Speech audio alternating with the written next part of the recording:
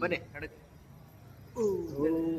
ನಮೋ ಭಗವತೆ ವಾಸುದೇವಾಯ. ಓಂ ನಮೋ ಭಗವತೆ ರುದ್ರಾಯ ನಮಃ. ಓಂ ನಮೋ ಭಗವತೆ. ಎಲ್ಲರಿಗೂ ನಮಸ್ಕಾರ. ಎಲ್ಲರೂ ಹೇಗಿದ್ದೀರಿ? ಚೆನ್ನಾಗಿದ್ದೀರಿ ಅಂತ ಭಾವಿಸ್ತಾ ನಾವು ಕೂಡ ಚೆನ್ನಾಗಿದ್ದೀವಿ ಅಂತ ಹೇಳಿ ಇಂದು ಯೋಗವನ್ನು ಮಾಡ್ತಾ ಇದ್ದೀವಿ. ಕೇವಲ ಕಾಯಿಲೆಗಳು ಬಂದಾಗ ಅನಾರೋಗ್ಯದಿಂದ ಬಳಲುತ್ತಿರುವಾಗ ಮಾತ್ರ ಯೋಗ ನೆನಪಾಗಬಾರ್ದು, ಡಾಕ್ಟರ್ ನೆನಪಾಗಬಾರ್ದು. ಪ್ರತಿಯೊಂದು ತಿಂಗಳು ಕೂಡ ನಾವು ಡಾಕ್ಟರ್ ಹತ್ರ ಒಂದು ಚೆಕಪ್ ಅನ್ನ ಮಾಡ್ಕೋಬೇಕು. ಅದೇ ರೀತಿ ಪ್ರತಿನಿತ್ಯ ಯೋಗವನ್ನ ಮಾಡ್ಕೋಬೇಕು, ಆರೋಗ್ಯವನ್ನ ವೃದ್ಧಿ ಮಾಡ್ಕೋಬೇಕು. ಇವತ್ತು ವಿಶೇಷವಾಗಿ ಈ ಒಂದು ಮ್ಯಾಟನ್ನ ಹಾಸಿದ ಒಂದು ಕಾರಣ, ದೇವಸ್ಥಾನಗಳಲ್ಲಿ ಉರುಳು ಸೇವೆಯನ್ನ ಮಾಡ್ತೇವೆ. ಭಕ್ತಿಯ ಮಾರ್ಗದಲ್ಲಿ ದಾನ, ಸೇವೆ, ಕಾಣಿಕೆ, ಮುಡುಪು ಈ ಹಲವಾರು ಭಕ್ತಿ ಮಾರ್ಗದಲ್ಲಿದೆ.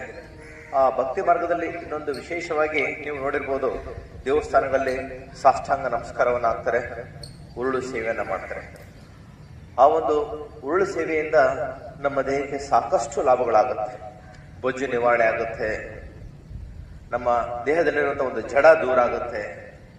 ಯಾವುದಾದ್ರೂ ಮಾನಸಿಕವಾಗಿ ನೀವು ಬಳಲ್ತಾ ಇದ್ರೆ ಆ ಒಂದು ದೌರ್ಬಲ್ಯವನ್ನ ದೂರ ಮಾಡುವಂತಹ ಒಂದು ಶಕ್ತಿ ಆ ದೈವಿ ಮಾರ್ಗದಲ್ಲಿ ಇದೆ, ಭಕ್ತಿ ಮಾರ್ಗದಲ್ಲಿದೆ. ಈ ಒಂದು ಮನುಷ್ಯ ಕೇವಲ ಎರಡಕ್ಕೆ ಮಾತ್ರ ಹೆದರ್ತಾನೆ, ಒಂದು ದೇವರಿಗೆ ಮತ್ತು ಇನ್ನೊಂದು ದೆವ್ವಕ್ಕೆ. ಭಯ ಎಲ್ಲಿರುತ್ತೆ ಅಲ್ಲಿ ಭಕ್ತಿ ಇರುತ್ತೆ. ಅದಕ್ಕಾಗಿ ಇಂದ್ರಾಯ ವೇದಸೆ ರಘುನಾಥಾಯ ನಾಥಾಯ ಸೀತಾಯ ಪತಯೇ ನಮಃ. ಕೃಷ್ಣಾಯ ವಾಸುದೇವಾಯ ಹರಯೇ ಪರಮಾತ್ಮ.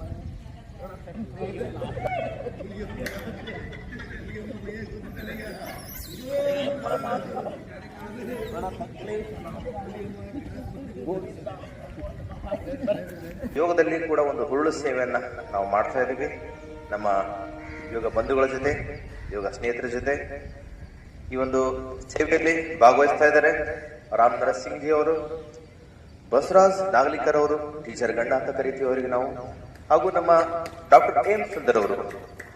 ನಮ್ಮ ಹುಲಿಗೆಯಲ್ಲಿ ಆ ಡಾಕ್ಟರ್ ಹತ್ರ ಒಂದು ಚಿಕಿತ್ಸೆಯನ್ನ ಪಡಿಲಾರದ ವ್ಯಕ್ತಿಗಳೇ ಇಲ್ಲ, ಅಷ್ಟೊಂದು ಸೇವೆಯನ್ನ ಸಲ್ಲಿಸ್ತಾ ಇದ್ದಾರೆ ಒಂದು ಯೋಗದಲ್ಲಿ ಕೂಡ ಹಾಗೂ ಈ ಒಂದು ಡಾಕ್ಟರ್ ವೃತ್ತಿಯಲ್ಲಿ ಕೂಡ. ಅವರಿಗೂ ಕೂಡ ಧನ್ಯವಾದಗಳನ್ನು ಸಲ್ಲಿಸೋಣ. ಜೊತೆಗೆ ನಮ್ಮ ಕ್ಯಾಮರಾ ಸ್ಪೆಷಲಿಸ್ಟ್ ನಮ್ಮ ಅನಂತ್ ಜಿ ಅವರು ಕೂಡ